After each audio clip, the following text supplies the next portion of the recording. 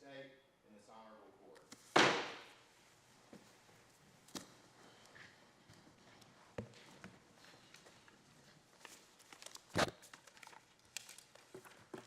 Good morning. I believe that counsel was present when I discussed Justice Irvin's need to be masked at this point. But that taken care of, the next case is Buckley versus Series 1 of Oxford Insurance Company, and we'll hear from the appellant. May it please the court, Chief Justice, Associate Justices, good morning. My name is Mark Kinghorn, and it's my privilege to represent the Buckley Law Firm, which is both the plaintiff and the appellant in this action. I'd like to reserve 5 minutes for rebuttal. We're here today, Your Honors, on an important question of attorney-client privilege with potentially wide-reaching implications for North Carolina's businesses and law firms. It's a question that this court has not had an opportunity to address directly. The question is this: when a company engages counsel to conduct an investigation that is required by the company's policies, does the existence of that policy mean that the investigation is for business purposes and that communications related to that investigation are therefore not privileged? We think the answer to that question is no. It should be no. But the trial court in this case said yes. We think that decision is inconsistent with North Carolina's privilege law. It'll harm Buckley in this action, and that's why we're asking you to reverse. Now, I want to be clear about one thing from the beginning. Buckley is not asking you to change North Carolina's privilege law. We all agree that North Carolina follows the primary purpose rule for communications. And this was something I was going to ask you fairly early on, Mr. Kinghorn, so I appreciate you bringing it up top. My understanding generally of our cases is that, one, we follow the primary purpose rule, and we look at each communication individually. Are you asking, is there anything about either of those two statements that you would disagree with? No, that's not where we think the error happened. Okay, well, I want to start off hopefully with some area of agreement before we get into where there's not an agreement, just so I'll make sure. So your position is then that a trial court faced with an issue like the one that you had in this case should, one, look at each communication individually and determine with respect to that communication whether the primary purpose was, and I'm going to get the words wrong, but legal advice, counsel, or whatever. Is that, you agree that's what's supposed to happen? Yes, that's correct. It would be communications that are privileged. Now, as I read the record, the trial court conducted an in-camera examination of all of the documents that are at issue here, put them into three categories. One, he found to be privileged. The second, he found to be completely not privileged. And the third, some privileged, some not privileged. So that an individual evaluation of each communication was conducted. That's correct. And we have not been asked to, the communications at issue have not been filed with us, so I don't have access to them right now. That's correct. We are not asking you to conduct a review of those communications. I've done it before. I could do it if I had to. So if that's the basic rubric that we're supposed to follow, and I think Mr. Cooney and Mr. Barnhill agree with that. If they're wrong, they can tell me. If I'm wrong, they can tell me when their turn comes. Go where you were getting ready to go when I interrupted you. What is the specific, if what the trial court did is what I think you and I have agreed was done, what was error about it? Sure. Your Honor, it deals with the way that privilege is evaluated in the context of an investigation like this. Because what the trial court did here is the trial court first looked at the factual record to determine what was the nature of this investigation. Is that a factual question or a legal question? Well, it resulted in findings of fact, which we are not challenging the findings of fact. We're challenging the court's application of law to the facts. But ultimately, is it your contention that what the purpose of the investigation was is a legal issue or a factual one? If the purpose of the investigation was determined as a result of an inappropriate application of the law, then that's a legal issue. That's what we think happened here. Not asking it to that degree of sophistication, I don't think.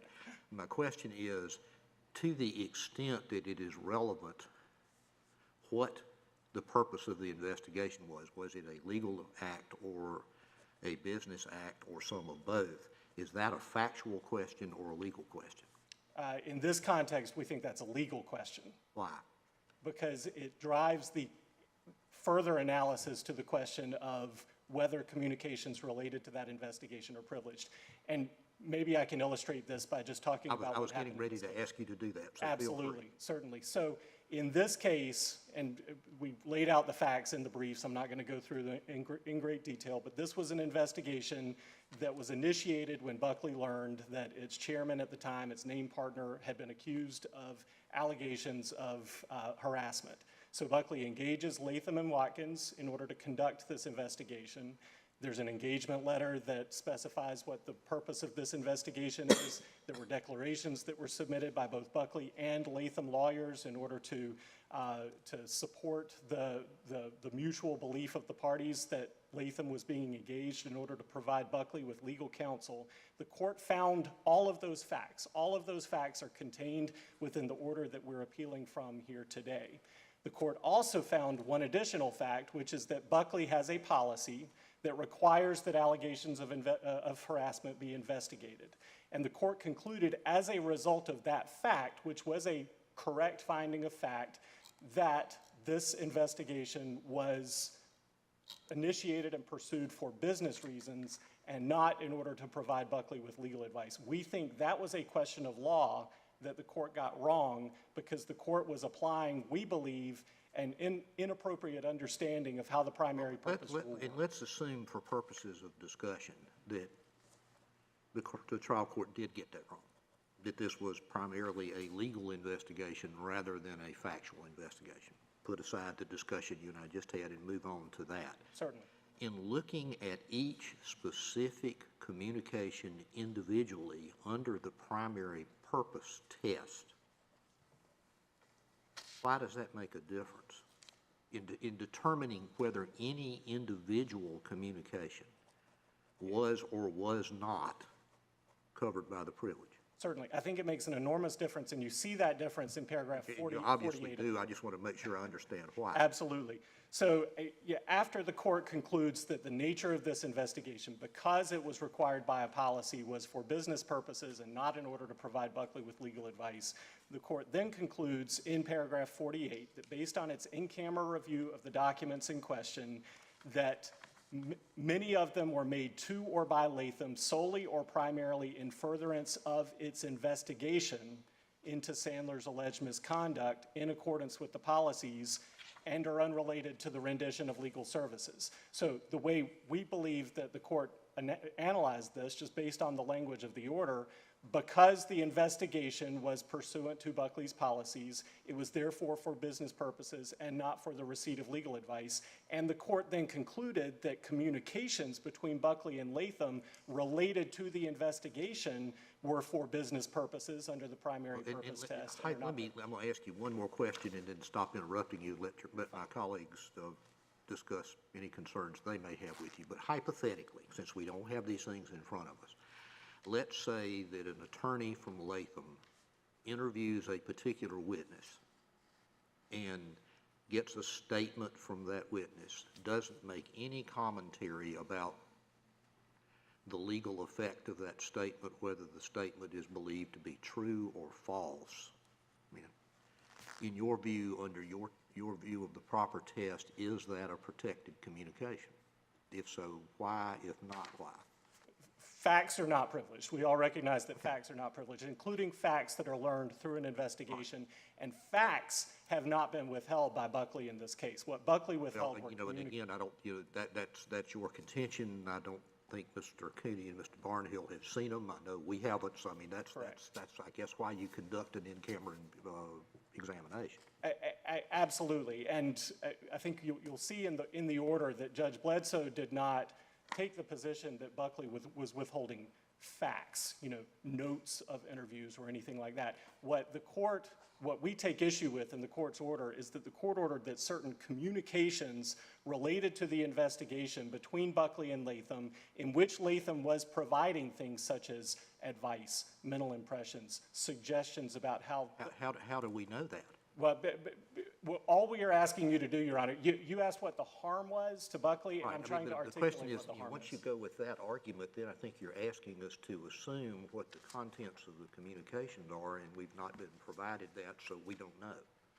Absolutely, and we're not asking you to review the communications because we think that the legal error is clear from the face of the order. So we're asking for a reversal based on the error in the court's application of the law so that the court can then apply the correct legal standard to the documents. We think that's the most efficient. To get a reversal, and I promise you I'll stop asking questions, but to get a reversal, don't you have to show both legal error and prejudice? I think we've shown both, Your Honor. That you would agree that you have to make such a showing? Yes.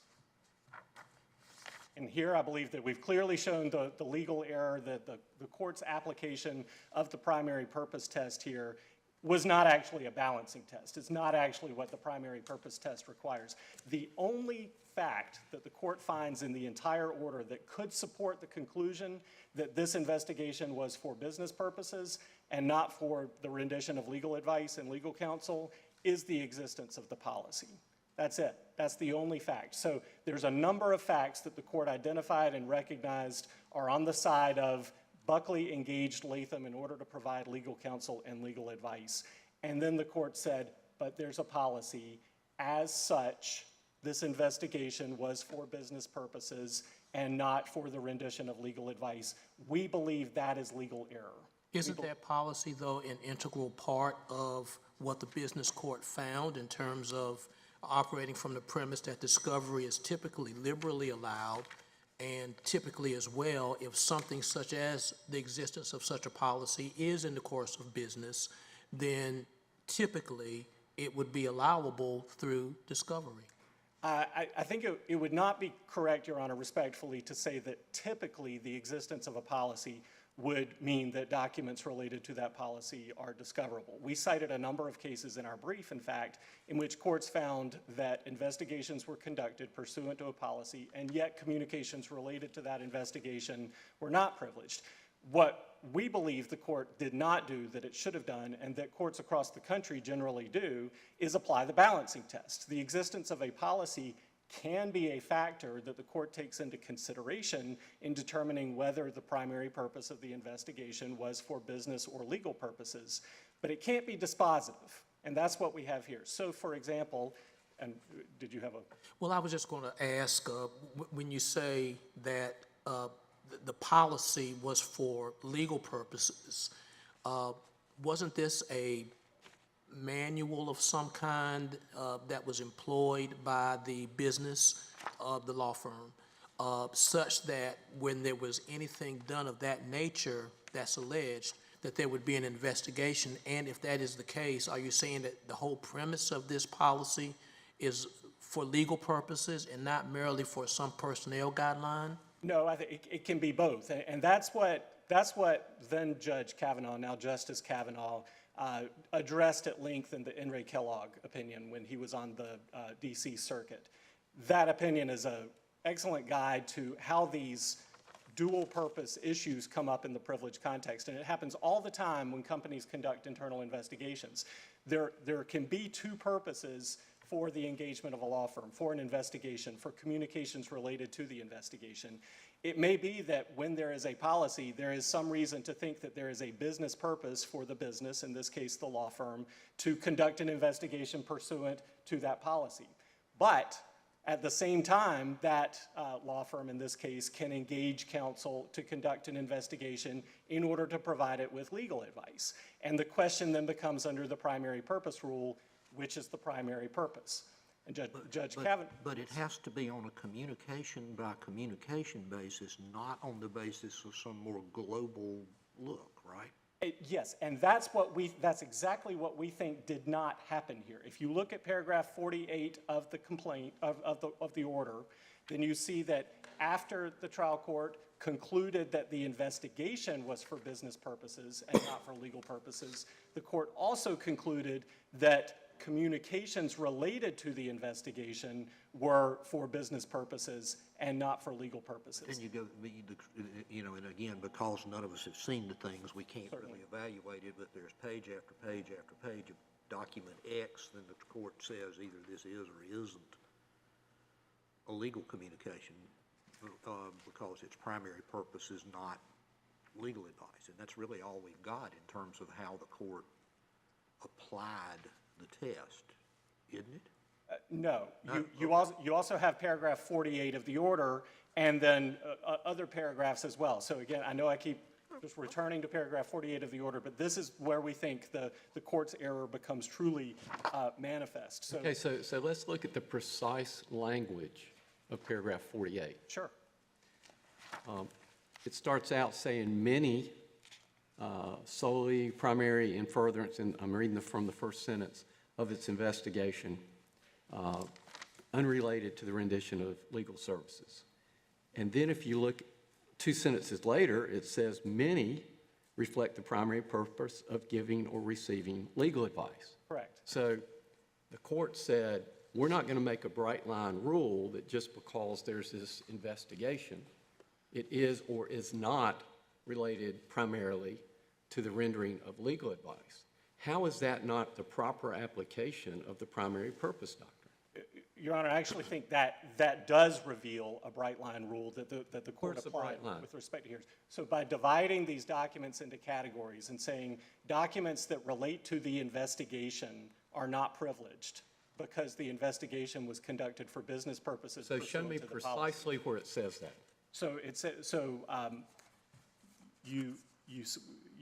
the court has analyzed the background here. It's laid out the standard that it's going to follow in paragraphs 45 and 46. It said, we conclude that because of the existence of the policy that you have, that the investigation was conducted for business purposes.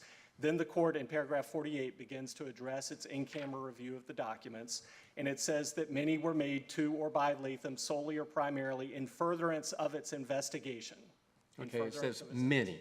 Correct. Okay. Absolutely. So there's no bright line in terms of if it is related to the investigation, then it can't be the giving or receiving of legal advice, because actually 2 sentences later, it says many of these same communications that arose out of the investigation have the primary purpose of giving or receiving legal advice. How is that a bright line? Because that's a different buckets. And one of the buckets that the court decided was privileged, you see that down in paragraph 50. It's communications between Buckley and Latham involving a public relations firm that Buckley had engaged at the same time. Those communications didn't relate to the investigation.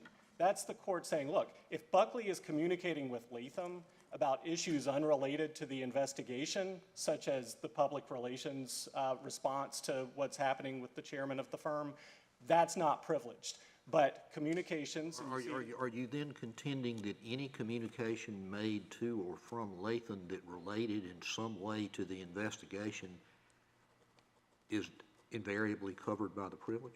No, the communication still has to be addressed on a communication by communication basis, but we don't believe that happened. My hypothetical witness statement would technically be a communication, assuming that Latham then sent it to somebody within the client, would be a communication to the client within the scope of the investigation, wouldn't it? So that's a great hypothetical example. Let's say that Latham sent an email to Buckley saying, here's notes from a witness interview that we conducted, and then the email also contained information from Latham about, here's our mental impressions, here's what we think we should do next, here's our advice. In that case, I think the case law is clear that the notes of that interview would not be privileged. Any of them, including the factual summary.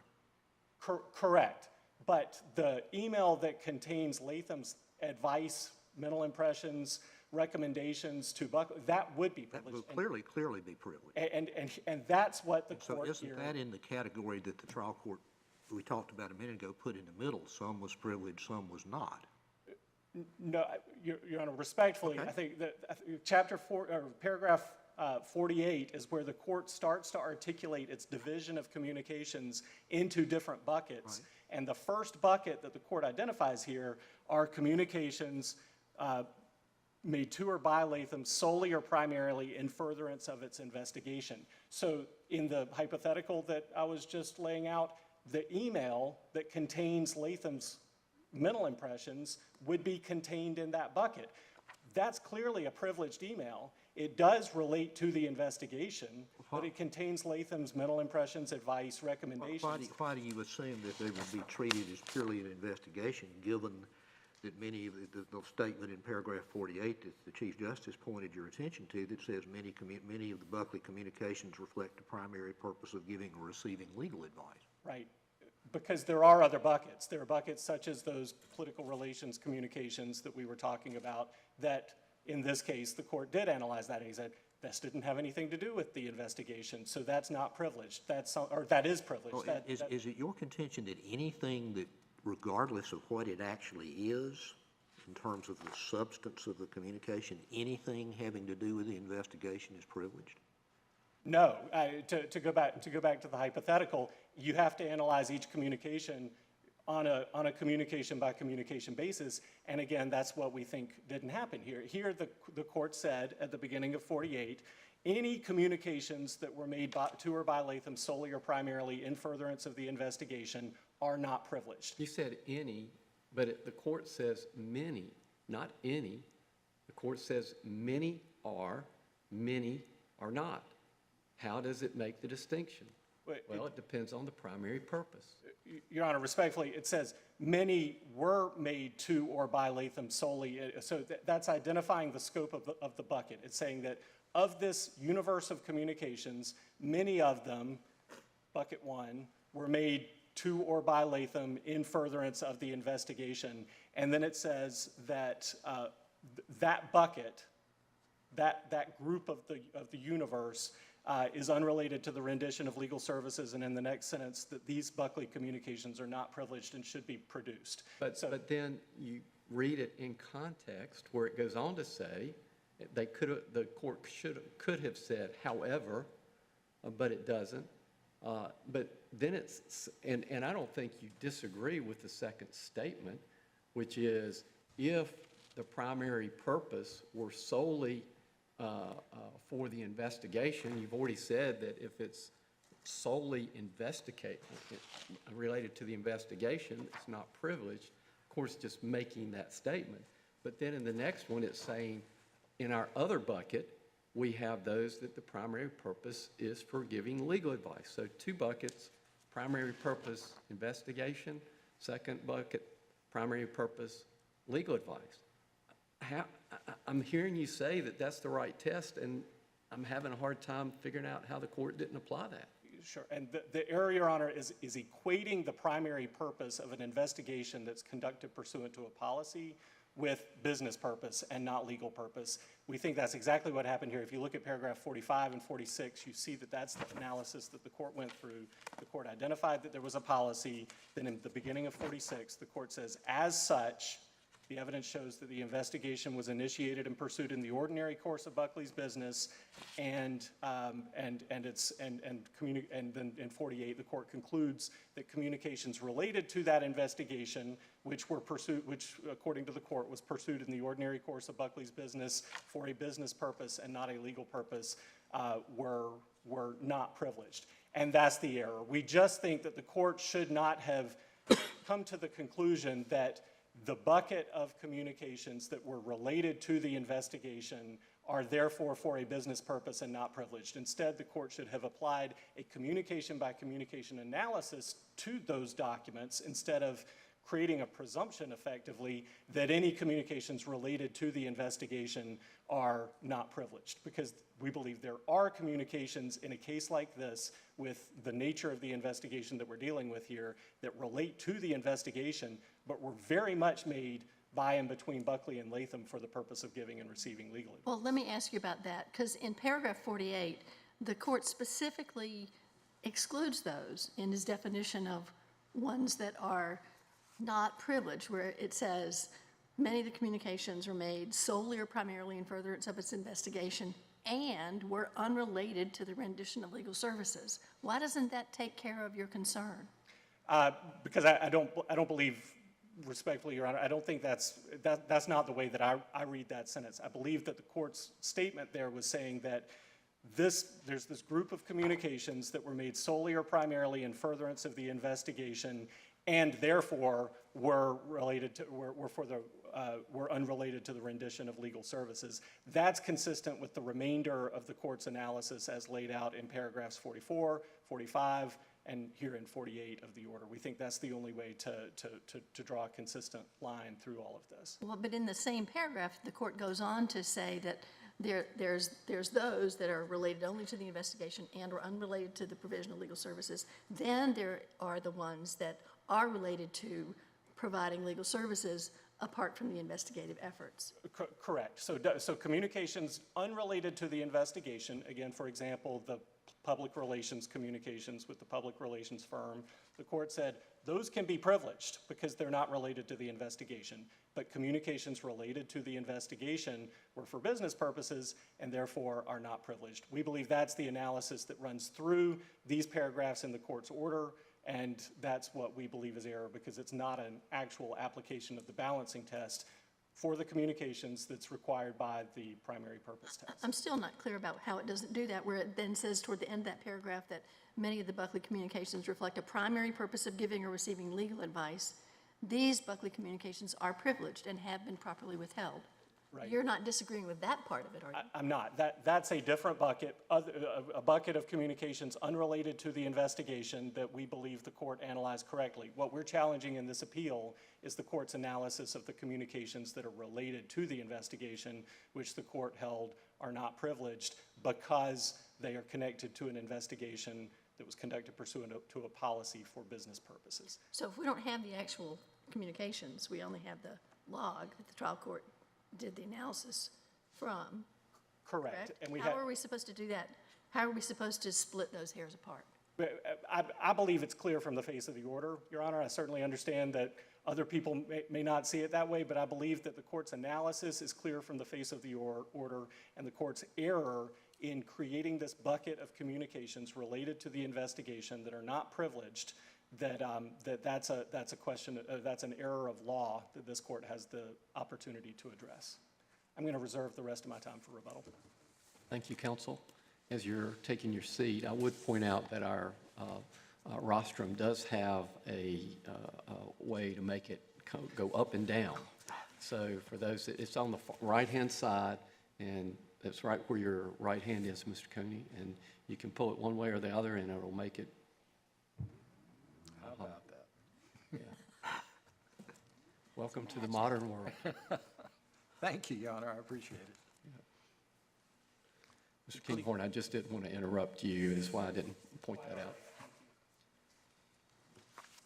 If it please the court, I'm Jim Cooney of the Mecklenburg County Bar, and along with Mike Barnhill, I represent the defendant appellee, Series 1 of Oxford Insurance. This case really turns, Justice Ervin, as you pointed out, on the fourth factor of In re Miller. For more than 20 years, it's been a requirement to find that a communication is privileged. It has to either seek or give legal advice. Even in the context of a privileged relationship, if a communication doesn't seek or give legal advice, it's not privileged. And I'm at the same disadvantage that the court is when I look at the judge's order and the communications, because I haven't seen them either. I have to take the court at its word for what it did. And I think you can look at paragraph 50 of the order and see exactly how carefully Judge Bledsoe applied this. So paragraph 50 is at appendix page 20 of our brief. And it involves the public relations communications that Mr. Kinghorn pointed out. It said, first, Buckley has withheld a number of communications involving Buckley, Latham, and SKD Knickerbocker, a public relations firm retained by Buckley to advise in connection with Sandler's departure. And then this is important. The court concludes that these Buckley communications are properly withheld as privileged to the extent they were made to facilitate or assist in the rendering of legal advice to Buckley. That is the touchstone that the court used throughout its order. If a communication is for the purpose of rendering legal advice, if the communication seeks legal advice, even if it involves a public relations firm, it nonetheless remains privileged. And that puts this order, Judge Bledsoe's analysis, and frankly, the law of this state squarely in the mainstream of privilege in this country. It's important to remember contextually what's going on here. They withheld every one of these communications on the theory of privilege. Their theory was you retain an outside law firm to do an investigation, everything the law firm touches is privileged. And they withheld everything. They don't, regardless of what may have been said at an earlier stage in this proceeding, that's not what I heard your colleagues say today. They have been narrowing their position. Well, over the course that of happens. time. Yes. But I think it's important to understand exactly the way they view the privilege. For instance, they haven't conceded, and remember, he knows what these documents say. I don't. But he hadn't conceded a single one of the documents that Judge Bledsoe said didn't provide legal advice or didn't seek legal advice. He hadn't conceded a single one of those is not privileged. He wants Judge Bledsoe to go back and review them all because they contend they are all still privileged. The same with the scheduling and the administrative stuff that Judge Bledsoe found. They want to send those back to Judge Bledsoe to re-review. Now, if he's narrowing his legal position now, and I applaud him for doing so because I think they're getting the law right, they know what these communications say. They know whether sending around a scheduling appointment for a telephone call at a certain point in time either did or did not contain legal advice. Judge Bledsoe said it didn't. If it didn't contain legal advice, what we should have seen is a withdrawal of the appeal as to certain of those documents. But they're asking you to send all of these documents back to the court for review because they claim they're still privileged. And that's the fundamental error they make in this case. While I realize they now say they do not ask for a presumption that what outside counsel does is automatically privileged, when you look at page 40 of their brief, they say it. They say courts across the country have presumed that what outside counsel does is privileged. That's not correct, we believe, as a matter of the case law, and that's the only way they can get to where they are. Because what's going on here is there are a series of cases across the country that essentially say when I'm retained for the purpose of providing legal advice to a company, general counsel reaches out, wants me to provide legal advice to a company about a situation that's arisen in the company, and I do an investigation for the purpose of providing that legal advice, then a lot of that investigation, other than facts, can potentially become privileged. And they were trying to ratchet this investigation into that. But what happened here, and there are an equally large number of cases on the other side, that say when you conduct an investigation primarily for business purposes, and outside counsel often act as business advisors. I do that a lot too. I'm asked to assist a corporation in going through incidents and trying to figure out the best way to handle something. But I may also render some legal advice in connection with doing that business stuff. And what Judge Bledsoe says is the business stuff obviously isn't privileged because it's business. It's in the ordinary course of business. You're required to do it. But any legal advice in connection with that business investigation, they're seeking my legal advice, I'm giving them my legal advice, that remains privileged. And you see that throughout Judge Bledsoe's order. And I think he does have the statement that your colleague referred to a number of times in the order that says, in effect, that this investigation was primarily conducted for business purposes or something like that. And What, in your view, is the significance of that statement? He seems to think that it taints the whole order, if I'm understanding his argument correctly, and he's got a little bit of time to disabuse me of any error I may have in that respect. But assuming that I'm understanding him correctly, was that determination an error? How do you determine whether that determination was an error? Is it a question of fact or a question of law? To what type of review should be applied in looking at it? Well, there's no question it's an intensely factual determination. Now, perhaps we can argue about whether the ultimate legal conclusion is subject to de novo review as a legal matter on business. And with the ultimate conclusion being what? With the ultimate conclusion being whether or not this law firm was retained to provide legal advice. And in order to provide legal advice, it had to do a factual investigation, in which case it was primarily a legal retention. If, on the other hand, it was retained to do an investigation required by the company's policies, then in the course of doing that, to the extent it provided legal advice or it sought legal advice, that would still be privileged. But to the extent that we've got two possibilities as to the broad overarching purpose of it, to the extent that a trial court, in an instance in which we have an allegedly primarily business activity, still determines that a particular communication involved the giving or receiving of legal advice, that communication would still be privileged. That's correct, and that's where I wanted to go with that. And the flip side, I gather from, and I don't think Mr. Kinghorn disagrees with this, but he can tell me if I'm wrong, even if you have a primarily legal inquiry, a purely factual document developed within that inquiry still wouldn't be privileged. I don't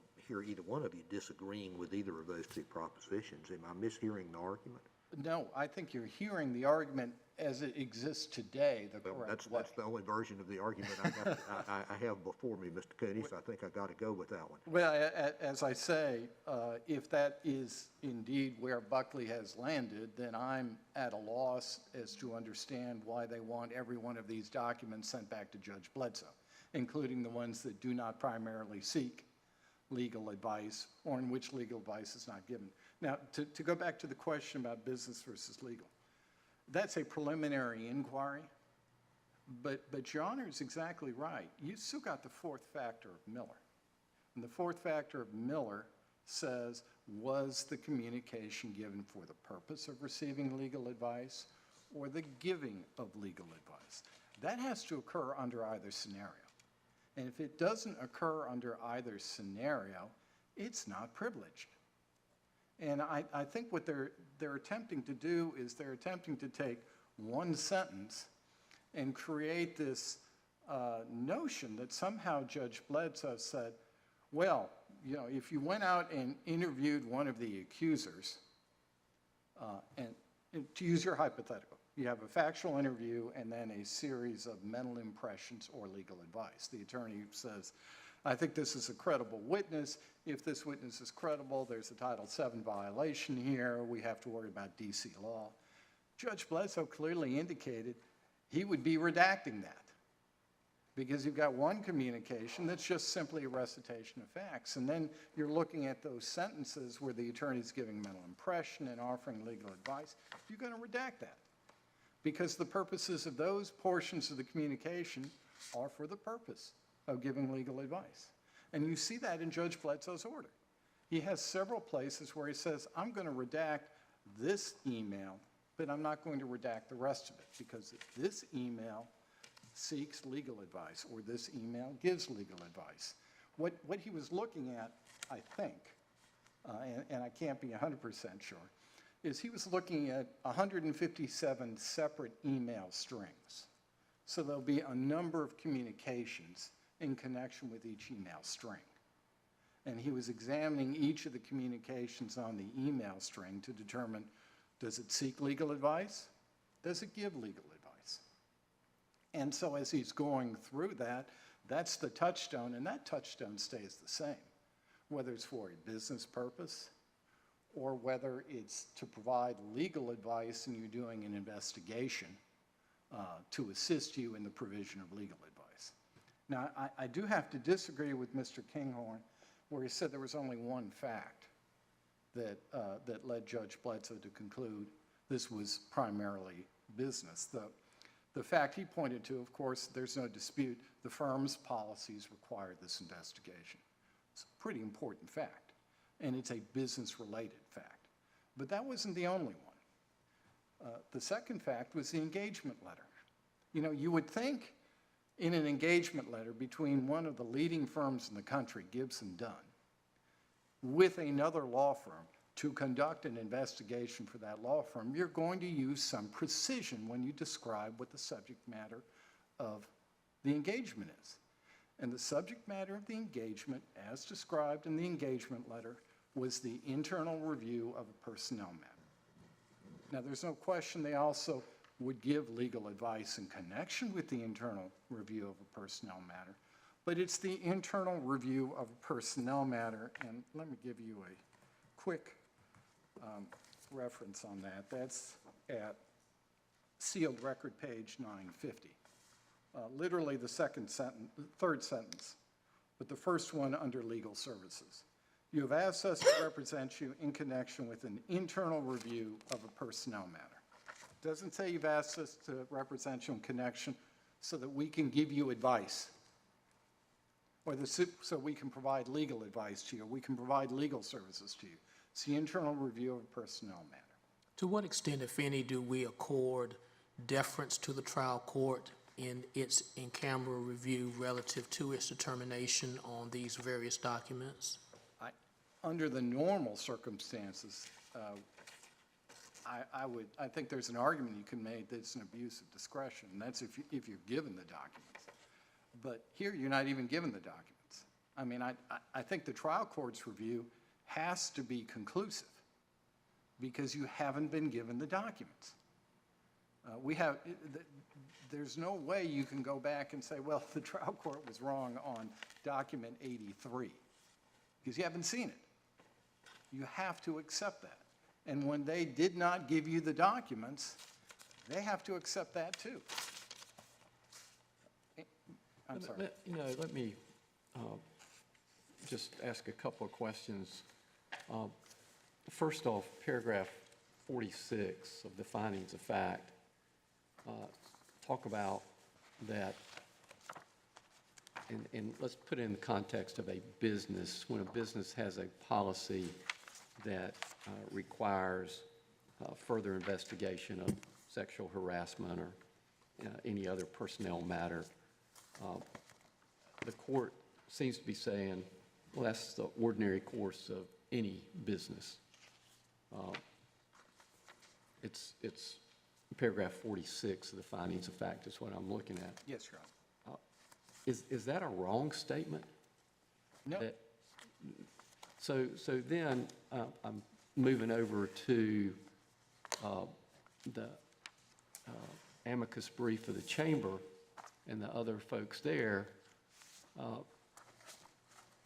and it tends to make the statement on page 5, the trial court held that certain of Buckley communications with outside counsel were not privileged because the investigation Buckley retained Latham to perform was one required under Buckley's firm policies and consistent with Buckley's business practice. Is that a true statement? I think that incorrectly reads what the court did, because I think, as Your Honor pointed out in paragraph 48, the court very much said, even if you're doing an HR investigation, but you provide legal advice in connection with it, or the firm is seeking your legal advice in connection with that HR investigation, that remains privileged.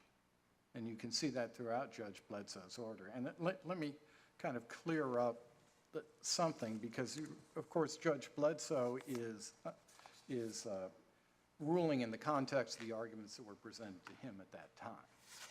And you need to understand what Buckley was arguing before Judge Bledsoe to put a context on this order.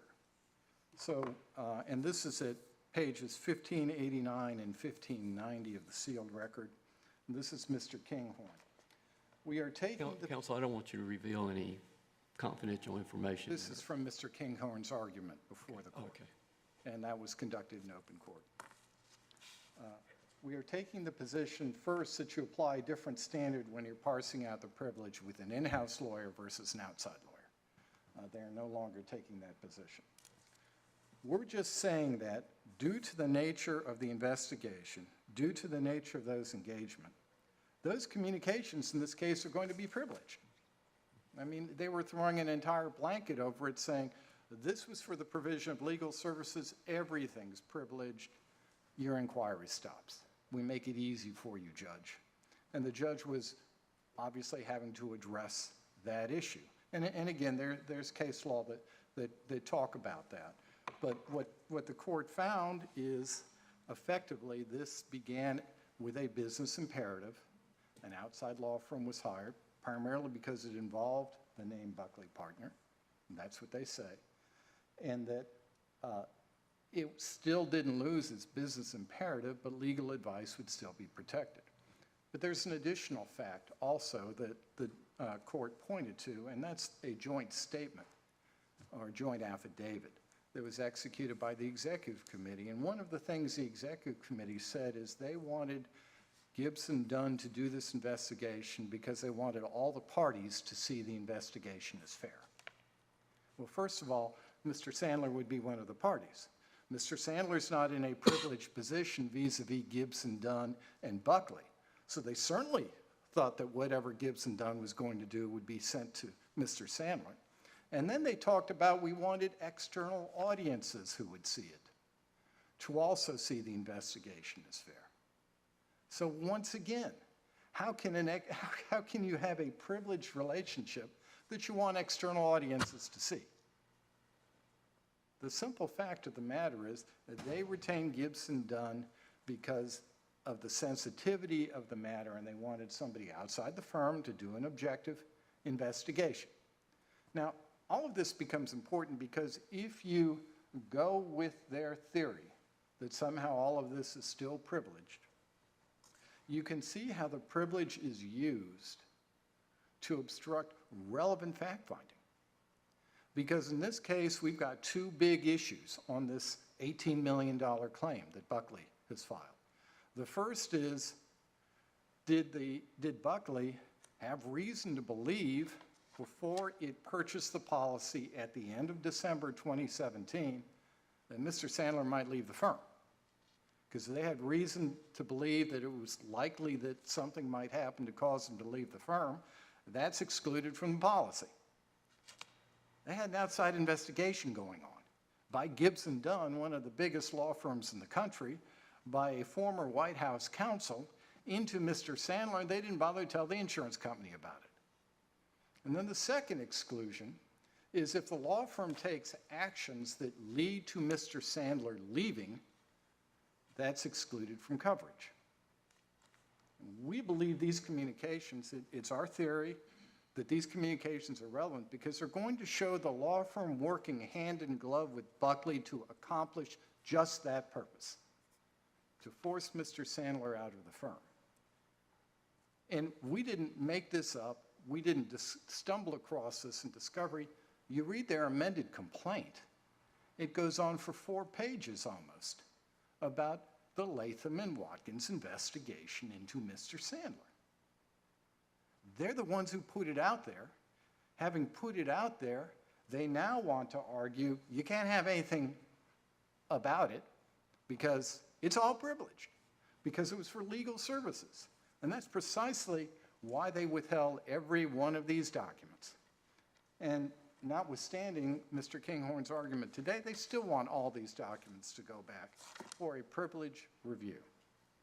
So when you get down to cases on this, and I certainly agree with the point they make in their brief that each case is very fact-specific. But the facts we have in this case are pretty overwhelming. We have the judge making specific findings of fact about the business imperatives here. We have the judge nonetheless going through each communication, and making findings as to whether it sought legal advice, whether it provided legal advice, whether it was simply a scheduling document, whether in the case of the PR firm, it was used to provide legal advice or to support the giving of legal advice. And then he makes conclusions. And Buckley doesn't give you the documents in which those findings can be challenged. So on this record, what Judge Bledsoe did is precisely what you instructed him to do in Ray Miller back in 2003. You have to determine whether a communication is made for the purpose of receiving legal advice or for the giving of legal advice. And if it is not, it's not privileged. It doesn't make any difference why it was done. I'll be happy to answer any further questions by the court. Thank you. Thank you, counsel. Rebuttal? Thank you, Your Honors. I'll try to make the most of my 3 remaining minutes. If the court had actually said that legal advice within communications between Buckley and Latham that were solely or primarily in furtherance of the investigation could be privileged, we wouldn't be here today. But that is exactly the opposite of what the court said in paragraph 48 of the order. That's the error that we're asking you to fix. Instead, the court said, I've conducted an in-camera review of the documents. Many of the documents that Buckley withheld were made by or to Latham solely or primarily in furtherance of the investigation. Those documents are unrelated to the rendition of legal services, and the court concludes that those documents are not privileged and should be produced.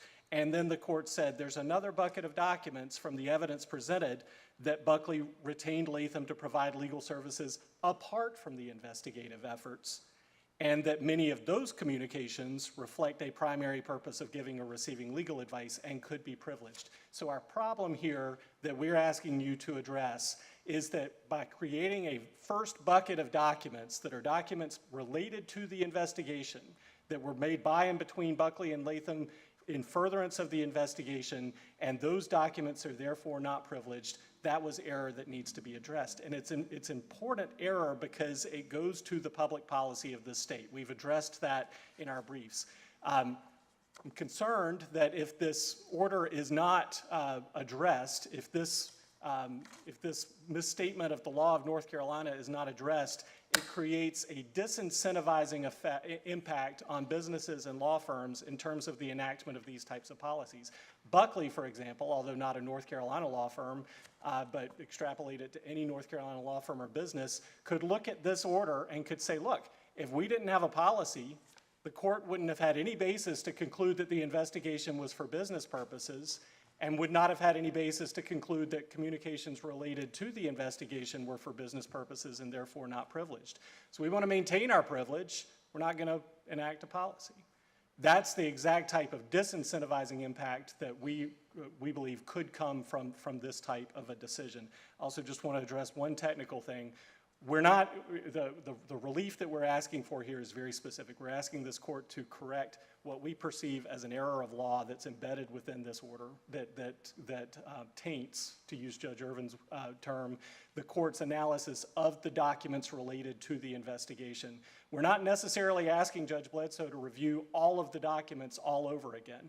Our assignment of error here is related to the documents that relate to the investigation, that bucket of documents that Judge Bledsoe determined are not privileged because they're related to the investigation.